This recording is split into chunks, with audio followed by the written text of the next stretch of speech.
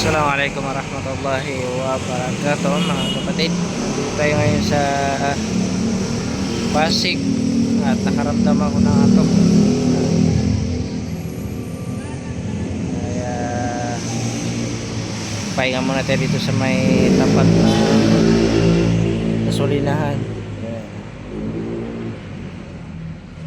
Medyo muna ako at bibili po na tayo ng ilang minuto dito sa motor. Yung hinigaan ko ay dito ako nagahiga sa may motor.